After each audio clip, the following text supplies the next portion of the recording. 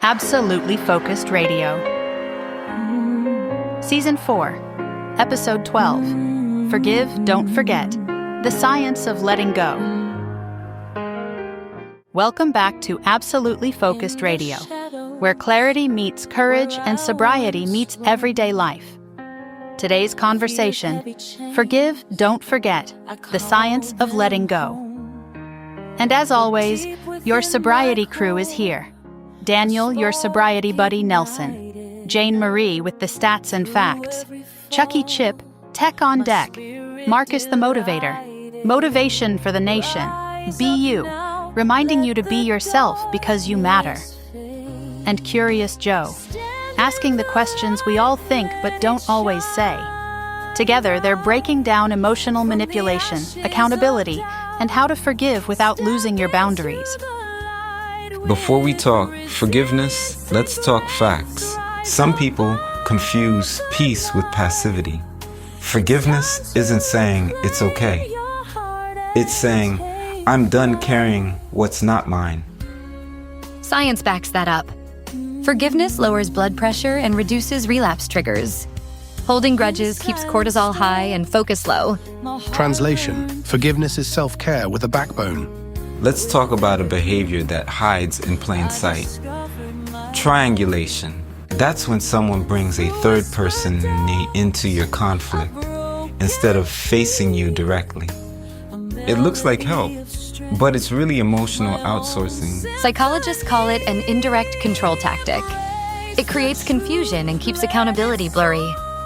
Here's the hardest part about triangulation. Sometimes they don't just pull others into your conflict. They turn others against you.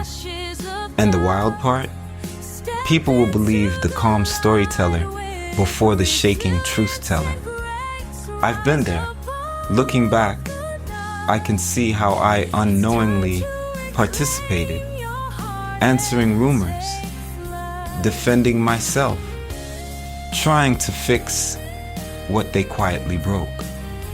They were running the play in silence, controlling the narrative, shifting the blame before I even knew a game was being played.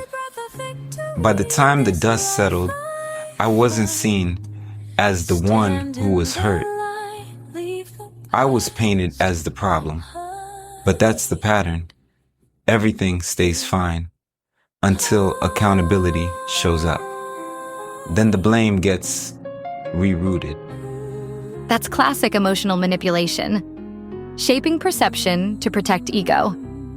Psychologists call it narrative control, and it feeds off confusion and loyalty tests. In digital life, that's the quiet unfollow, the group chat edit, the half-told version that travels faster than the facts. Keep receipts, but keep your peace. The truth always logs back in. And the crazy thing is, when they see you doing well, that's when the attacks start to sound like jokes. They'll shame you for the very thing that's helping you heal. It's like they're hoping that you relapse. Like with me, I've had people say, "You think you're a therapist now?" Or, "So you got a podcast, huh?" But what they don't realize is, it's not about ego. It's about elevation. It's about fixing me and eliminating the toxic habits that used to run me. This podcast is my therapy. It keeps me grounded, sober, and clear.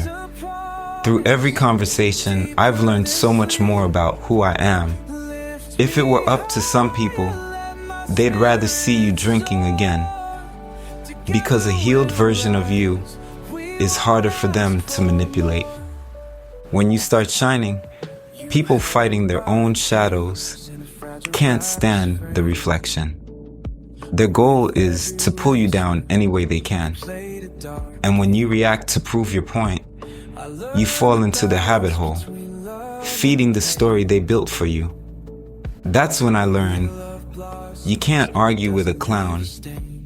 They'll drag you into the circus and call it entertainment. Whew, facts. The louder your piece gets, the more noise they make trying to drown it out. And your healing doesn't need their approval, just your consistency. Digital translation: don't comment on every jab.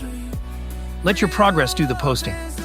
So, what happens when the crowd believes the clown? You stay grounded. The truth doesn't need promotion. It needs patience. When some people lose control, they look for ways to control you. Condescending talk, sarcasm, twisting your words. They're not seeking peace. They're building a case. That's reactive abuse. Provoking until you react, then calling your reaction the problem. In the digital world, that's 10 texts and 1 screenshot. The one where you finally snapped. Best defense? Don't argue in their sandbox.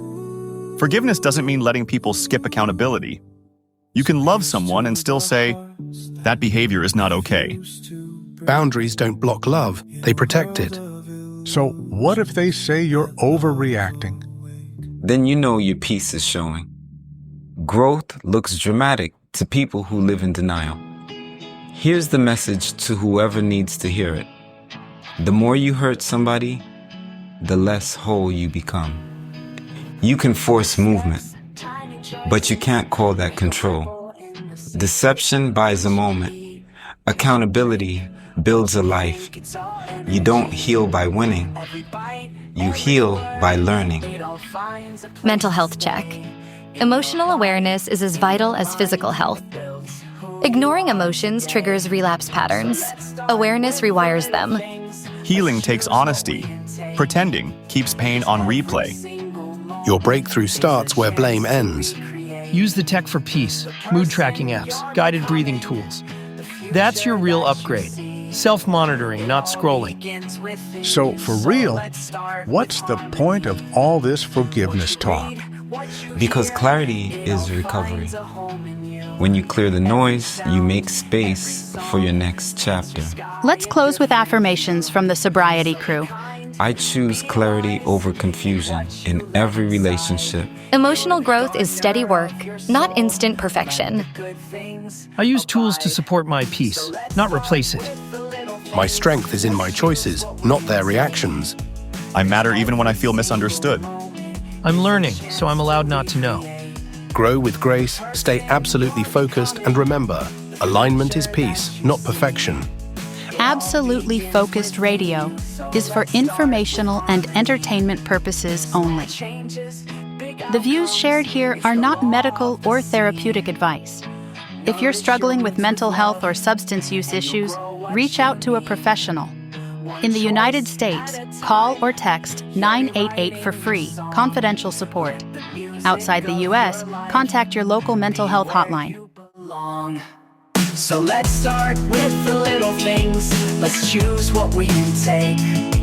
'Cause every single moment